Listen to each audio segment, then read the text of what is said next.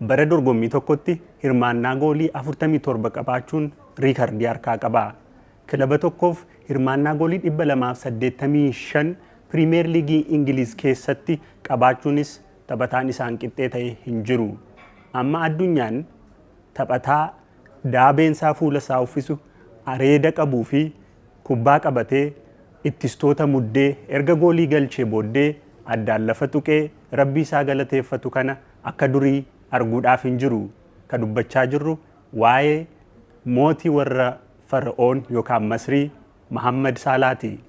Mohaammed Saalaa bara 2017 Roomaarraa gara Aanfiilditti erga dhufee booddee Liivarpuul waliin waancaawwan gurguddaa 6 injifateera. Akka dhuunfaattis badhaasota hedduu injifatee jira. Ji'oota dura haga bara 2027tti Aanfiild turuuf waliigaltee mallatteessee dirree Aanfiild keessatti gonfoon mataa isaarra kaa'amee ture. Guyyaa kaleessaa garuu tasa viidiyoodhaan odeeffannoo guddaa tokko gadhiise. Mohaammed Saalaa barii dorgommii kun wayita xumuramu Aanfiilditti nagaa akka dhaammatu beeksiseera. Ergaan Mohaammed Saalaa maal jedha? Mohaammed Saalaa Liivarpuulii fi dhuunfaadhaan injifannoowwan hammamii galmeesse?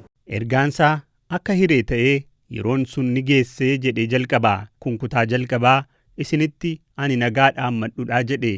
Dhuma bara kanaatti Liivarpuul nan gadhiisa. Hagamta akka kilabni kun, magaalli kun, uummatni kun qaama jireenya koo akka ta'u yaadeen beekuu jedhe. Liivarpuul seenaadha, hafuura jechaan ibsuun rakkisuudha jedhe. Milkaa'ina hedduu argatee ibsee kilabichaaf deeggartoota moo saalaa jechaa isa faarsan dinqisiifate. Dhumarrattis sababa hunda keessaniif ammaan achis kophaa hin imaluu jedhe.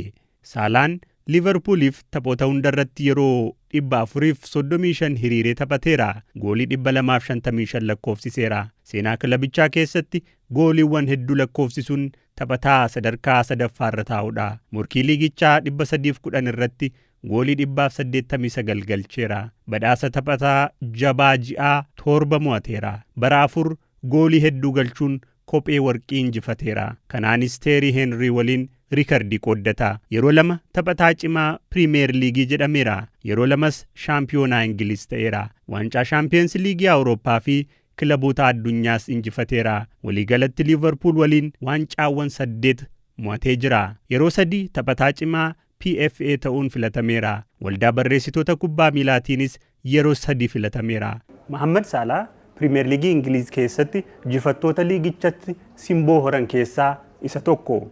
Liivarpuuliif ammoo akka taphataa seena qabeessa tokkotti yaadatama.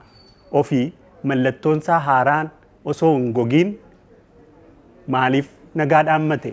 Dhuma bara 2025 kontraata haaraa waggaa 2f Aanfiild isa tursu mallatteesse. Achis taphoota 3 walitti aanan irratti teessoo jijjiirraarra taa'e. Kuni hedduutti hin tolle. Dhufaatiin Wirtz Ekitike Visaaq tooftaa taphaa Liivarpuul jijjiire. Garichi madaala gaafa dhabu rakkoon saalaadhaa jedhame. Kilabichi isarratti hundaa'u dhiise. Gaafa gamuuf Mohaammed Saalaa kilabichi baasee daandiitti nagatee jedhee miidiyaatti dubbate. Kilabicha keessa kan nan barbaanne jiraa jedhe. Sun qaawwa jiru bal'ise. Wayita morkii Afkoon irraa deebi'u marii hooggansa waliin godhameen lamaanuu dhuma bara kanaatti gargar ba'uuf wal ta'anii akka turan amma dhaga'amaa jira. Injinnoon Saalaa bakka hirmaannaa dhaabbii dhamaatii barootaan argate ga'umsa guyyuun dhabuu hin qabu kan jedhudha. Saalaan eessaa ka'ee akka taphattoota Piriimeer Liigii gurguddoo maqaan isaanii ka'u keessaa akka tokkotti maqaan isaa himamuu danda'e. Ka'umsi isaa eessa? Mohaammed Saalaa Masrii naannoo Baasiyuun ganda Naagiriik jedhamtutti dhalatee guddate. Zinadiin Zidaanii fi Biraaziil irraa Roonaaldoon taphattoota inni fakkeenya godhachuun faanadhaa guddatedha. Maatiin isaa namoota beekamoo miti. Jireenya giddu galeessaa namoota qabanidha.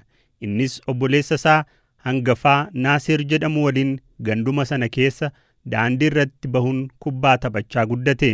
Moo Saalaa bara 2010 kilaba Masrii Almokwaloon jedhamuuf mallatteessuun tapha piroofeeshinaalaa isa jalqabaa eegale. Bara 2021 ammoo kilaba Switzerland Baazel jedhamuuf mallatteesse.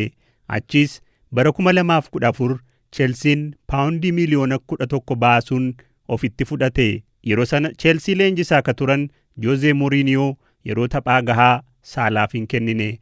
Kanaaf ergisaan kilaboota akka Fiorentinaa fi Roomaaf taphataa ture. Bara 2017 Klopp Mo Salah Liverpoolitti waan barbaadaniif kilabichaaf riikardii ka ture paawundii miliyoona 40 ta'uu baasuun mallatteessisan. Inni hafe seenaadha.